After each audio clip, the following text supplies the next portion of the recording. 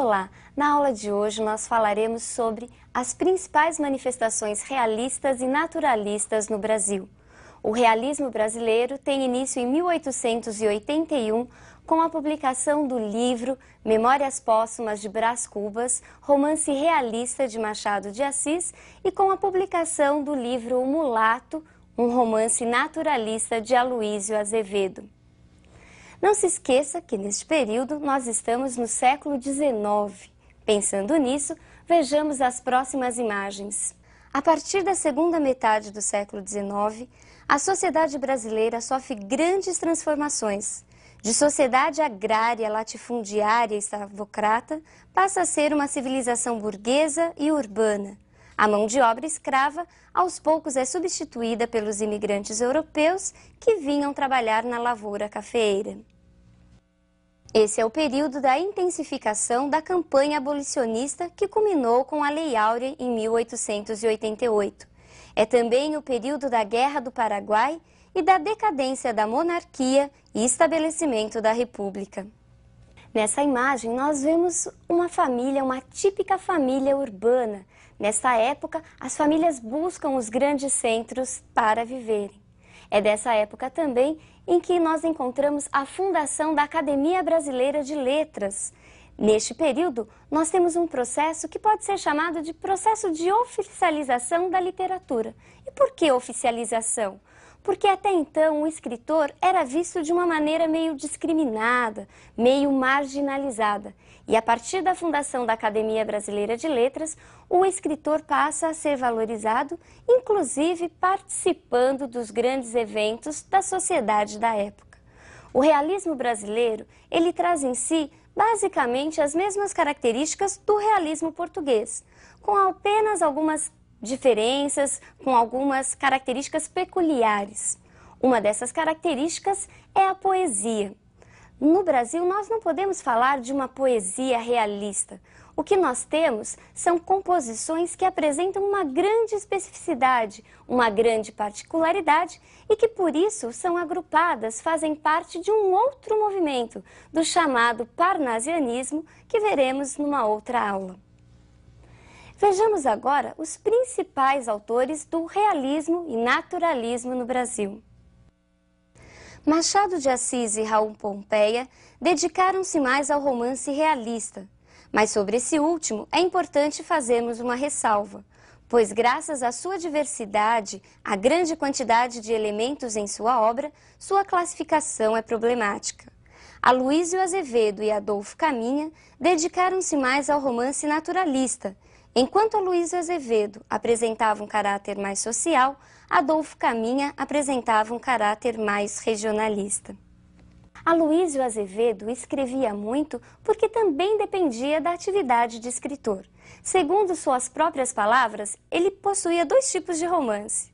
Aquele romance mais comercial, voltado para agradar o gosto do público leitor, e um romance artístico, são os romances naturalistas, em que ele realmente podia escrever aquilo que ele acreditava.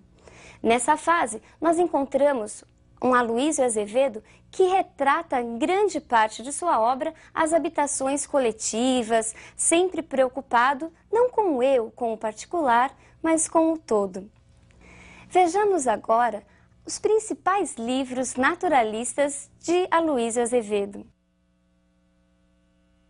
Nós temos O Cortiço, Casa de Pensão e a sua obra inaugural, a obra inaugural do realismo na vertente naturalista em nosso solo, O Mulato. Casa de Pensão vai contar a história de um jovem maranhense que parte para o Rio de Janeiro a fim de fazer medicina. Tudo corria muito bem até que ele começa a se meter em umas festinhas, a acompanhar pessoas meio duvidosas e tem que se mudar para uma pensão, a pensão do João Coqueiro. A outra grande obra de Aloísio Azevedo é O Mulato. Nessa história, Aloísio Azevedo faz uma forte crítica à sociedade hipócrita e preconceituosa de São Luís do Maranhão. Vejamos a imagem que mostra o que era esse mulato. O Mulato de Aloísio Azevedo era cientificamente inverossímil. E E por quê? Porque ele não apresentava as características de um mulato real, como esse que vemos na imagem. O mulato vai contar a história de amor de Raimundo e Ana Rosa. Os dois eram apaixonados, mas algo impedia o relacionamento. O fato do Raimundo ser mulato. Embora Raimundo fosse um mulato muito diferente, próximo dos ideais românticos, ele não podia casar-se com a Ana Rosa. Ele era um mulato de pele clara, de olho azul. Imagine, um mulato de olho azul. Acontece? Acontece, mas é muito difícil. Todo mundo na cidade, em São Luís, conhecia, sabia das origens de Raimundo, menos ele.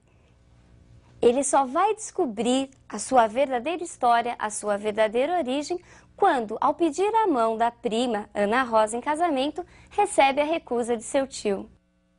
O fato de ser mulato não lhe saía da cabeça, tanto que num trecho ele chega a dizer: uma só palavra boiava à superfície dos seus pensamentos, mulato, e crescia, crescia, transformando-se em tenebrosa nuvem, que escondia todo o seu passado, ideia parasita que estrangulava todas as outras ideias. Mulato, esta só palavra explica-lhe agora todos os mesquinhos escrúpulos que a sociedade do Maranhão usara para com ele.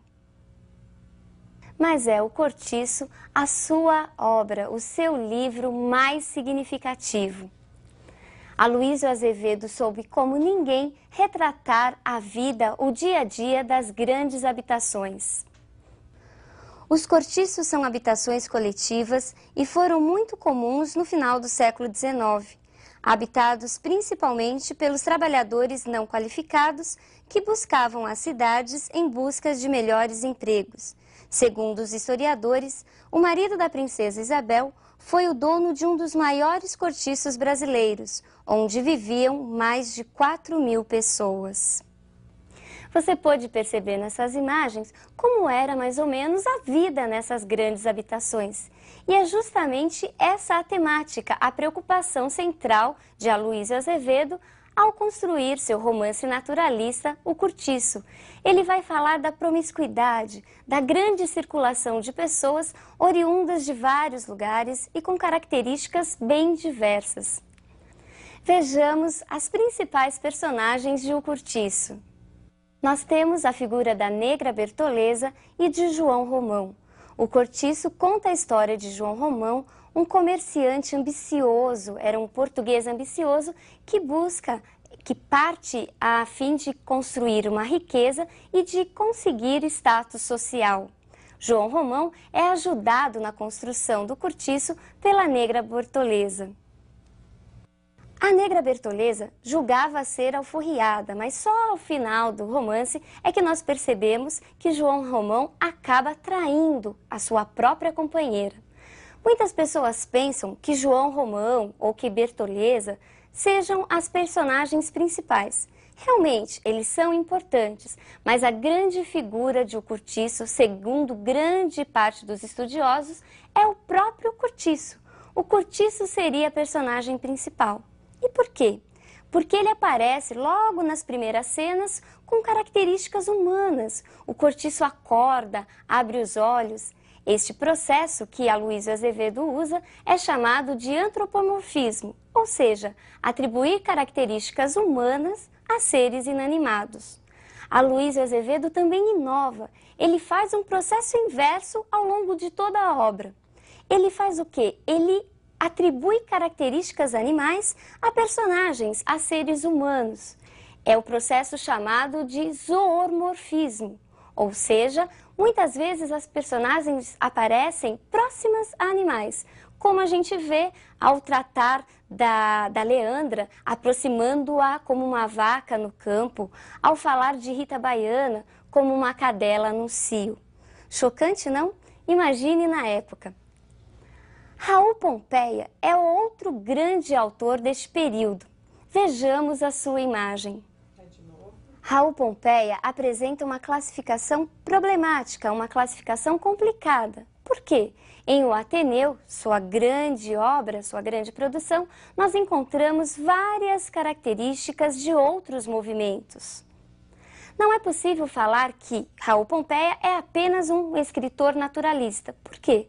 Porque nós encontramos vários elementos expressionistas, impressionistas, juntos aos valores, aos elementos naturalistas. Isso principalmente quando Raul Pompeia vai narrar em O Ateneu as relações homossexuais entre os garotos que viviam no internato, que viviam na escola chamada O Ateneu. Em O Ateneu não há um enredo, uma estrutura linear. Os fatos são narrados à medida em que aparecem na memória da sua personagem central, do garoto Sérgio, que agora, durante as suas recordações, já se mostrava um adulto. Vais encontrar o mundo, disse meu pai à porta do Ateneu. Coragem para a luta. Bastante experimentei depois a verdade deste aviso, que me despia num gesto das ilusões de criança educada exoticamente na estufa de carinho que é o regime do amor doméstico, diferente do que se encontra fora, tão diferente. Como já antecipava o pai, Sérgio, a personagem, vai conhecer através do Ateneu, da instituição escolar, grande parte do que realmente encontraria na vida, as atrocidades e as injustiças cometidas muitas vezes por pessoas a ele muito próximas. Outro grande importante autor desse período é Adolfo Caminha. Numa postura mais regionalista, ele escreve o livro O Bom Crioulo, em que narra com uma profunda maturidade o homossexualismo entre os marinheiros. Mas é sem dúvida alguma Machado de Assis a grande figura realista do Brasil. Mas tamanha a grandiosidade de sua obra que nós falaremos de sua produção ao longo desse século XIX na nossa próxima aula. Mas não se esqueça que na vertente naturalista nós temos as grandes figuras de Aloísio Azevedo e Raul Pompeia. Por hoje é só, um grande abraço e até a nossa próxima aula.